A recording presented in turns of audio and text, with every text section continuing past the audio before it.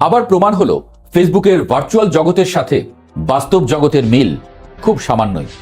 কারণ ফেসবুকে দেখা যাচ্ছিল জামায়াত নির্বাচনে জিতে এই শপথ নিল বলে, কিন্তু বাস্তবে দেখা গেল উল্টো চিত্র।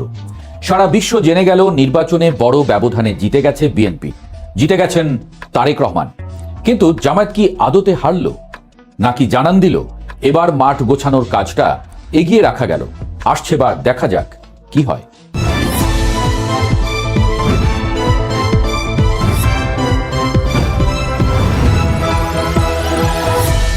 মুক্তিযুদ্ধ জিতে গেল আসলে।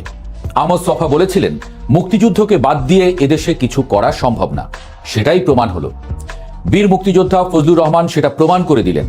এই জনপদে ধর্ম কোনোদিনই এত সহিংস ছিল না যতটা সহিংসতা দেখিয়েছে গেল 1.5 বছর।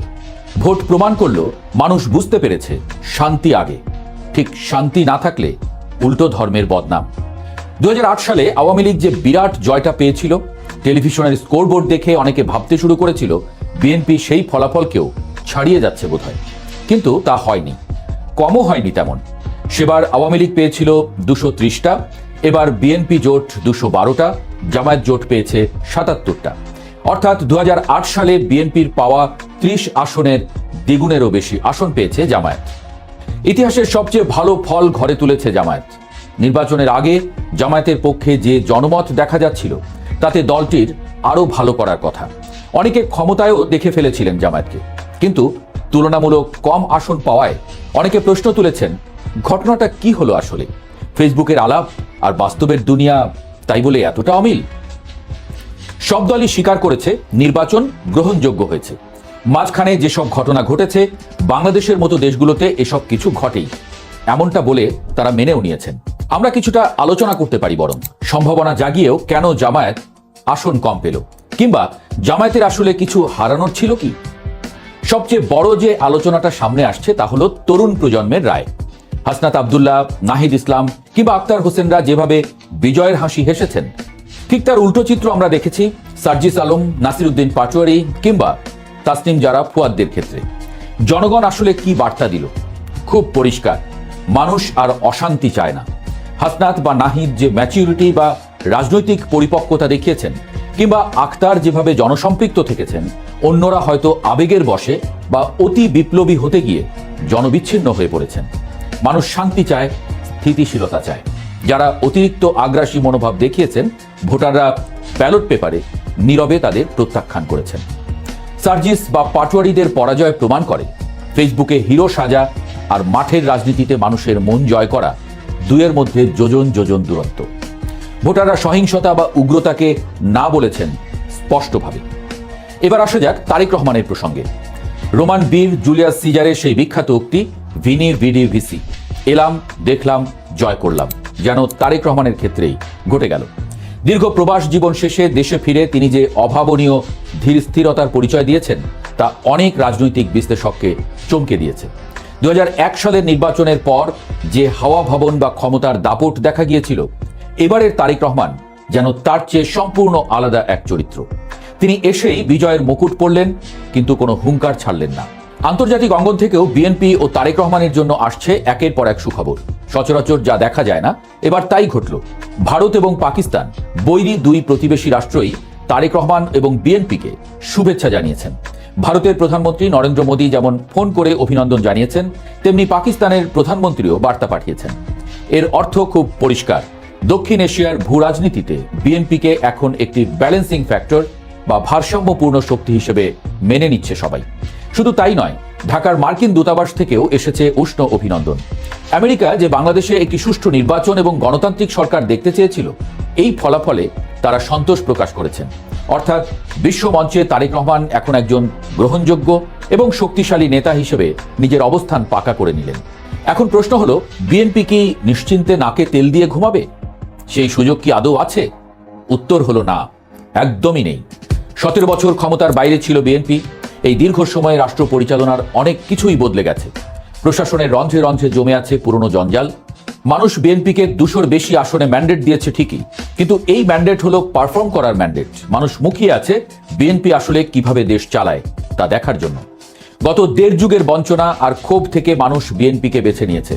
কিন্তু বিএনপি যদি জনতার এই চাওয়াকে সম্মান জানাতে না পারে, যদি আবার দুর্নীতি, স্বজনপ্রীতি বা দলীয়করণের পুরনো সংস্কৃতিতে ফিরে যায়, তবে জনগণ তাদের ছুঁড়ে ফেলতে দুবার ভাববে না। মনে রাখতে হবে, এবারের ভোটাররা অনেক বেশি সচেতন। তারা যেমন আওয়ামী লীগকে বিদায় করেছে, তেমনি বিএনপি ব্যর্থ হলে বিকল্প খুঁজতে দেরি করবে না। আর সেই বিকল্প হিসেবে কে দাঁড়িয়ে আছে? ঠিক তাদের ঘাড়ের কাছে নিঃশ্বাস ফেলছে জামায়াত। বিএনপি ব্যর্থ হওয়া মানে জামায়াতের জন্য ক্ষমতার রাস্তা পরিষ্কার হয়ে যাওয়া। অনেকে বলছেন জামায়াত হেরেছে, কিন্তু আসলেই কি তাই? রাজনীতির দাবা খেলায় সবসময় কিস্তিমাত করাটাই সব নয়। কখনো কখনো পজিশন ঠিক রাখাটাই বড় চাল হয়ে দাঁড়ায়। জামায়াত 2024-25 সালে যে জনজোয়ার দেখেছিল, ভোটের বাক্সে তার পূর্ণ প্রতিফলন ঘটেনি সত্যি, কিন্তু 77টি আসন নিয়ে তারা এখন সংসদের প্রধান বিরোধী দল। বাংলাদেশের ইতিহাসে জামায়াত কখনোই এককভাবে এতগুলো আসন পায়নি। রাজনৈতিক বিশ্লেষকরা মনে করছেন জামায়াত আসলে 2026 সালের এই নির্বাচনকে তাদের ফাইনাল গেম হিসেবে দেখেনি। তারা এটাকে দেখছে 2031 সালের নির্বাচনের প্রস্তুতি পর্ব বা সেমিফাইনাল হিসেবে। সংসদের বিরোধী দল হিসেবে আগামী 5 বছর জামায়াত যে সুযোগ পাবে তা তাদের জন্য এক বিশাল রাজনৈতিক ট্রেনিং গ্রাউন্ড। তারা সংসদে কথা বলবে, সরকারের ভুল ধরবে, রাজপথে ইস্যু ভিত্তিক আন্দোলন করবে এবং এর মাধ্যমে নিজেদেরকে একটি পূর্ণাঙ্গ ও দায়িত্বশীল রাজনৈতিক দল হিসেবে জনগণের সামনে তুলে ধরবে। সংসদে বিরোধী দল হিসেবে জামায়াত যে এবার কাঁপাবে তা এখনই আঁচ করা যাচ্ছে। তাদের নির্বাচিত এমপিদের অধিকাংশই উচ্চশিক্ষিত এবং ভালো বক্তা। সরকারি দলকে চাপে রাখার মতো যথেষ্ট রসদ তাদের হাতে আছে। এই 5 বছর হবে জামায়াতের জন্য নিজেকে ঘষে মেজে তৈরি করার সময়। তারা দেখাবে তারা শুধু ধর্মীয় দল নয়, তারা রাষ্ট্র পরিচালনাতেও দক্ষ হতে পারে। জামায়াতের নীতি নির্ধারকরা খুব ভালো করেই জানেন বিএনপি দীর্ঘদিন ক্ষমতার বাইরে থাকায় তাদের ভুল করার সম্ভাবনা প্রবল। আর বিএনপি ভুল করলেই সেই স্পেসটা দখল করবে জামায়াত। মানুষ যখন দেখবে বিএনপিও পারছে না, তখন তাদের সামনে পরীক্ষিত বিকল্প থাকবে একটাই, জামায়াত ইসলামী। তাই 77 আসনকে জামায়াত পরাজয় হিসেবে দেখছে না, বরং 2031 সালে একক সংখ্যাগরিষ্ঠতা নিয়ে ক্ষমতায় আসার সিঁড়ি হিসেবে দেখতে পারে। তারা মাঠ গোছানোর কাজটা এই নির্বাচনের মাধ্যমে অনেকটা এগিয়ে রাখলো। এখন শুধু সময়ের অপেক্ষা আর বিএনপির ভুল চালের দিকে তাকিয়ে থাকা। পরিশেষে আবারও সেই শুরুর কথাই বলতে হয়। ফেসবুকের ভার্চুয়াল জগতের সাথে বাস্তব জগতের মিল খুব সামান্যই। ফেসবুকে মনে হয়েছিল জামায়াত সুইপ করবে, কিন্তু বাস্তবে বিএনপি ল্যান্ডস্লাইড ভিক্টরি পেল। আবার ফেসবুকে মনে হয়েছিল ছাত্রনেতারা সবাই জিতে যাবে, কিন্তু বাস্তবে দেখা গেল মানুষ বেছে বেছে ভোট দিয়েছে। শান্তি, স্থিতি আর অভিজ্ঞতার উপরই ভরসা রেখেছে জনগণ। আগামী দিনগুলো বাংলাদেশের রাজনীতির জন্য তাই খুবই গুরুত্বপূর্ণ। একদিকে তারেক রহমানের নেতৃত্বে বিএনপির গভর্নেন্সের পরীক্ষা, অন্যদিকে প্রধান বিরোধী দল হিসেবে জামায়াতের শক্তিশালী হয়ে ওঠার চেষ্টা। আর এই দুইয়ের মাঝখানে দাঁড়িয়ে সাধারণ মানুষ, যারা আর কোনো সংঘাত চায় না, শুধু একটু শান্তিতে বাঁচতে চায়। এখন দেখার বিষয় 2031 সালের আগে রাজনীতির জল কোন দিকে গড়ায়। তারেক রহমানকে দ্য প্রেসের পক্ষ থেকে অভিনন্দন।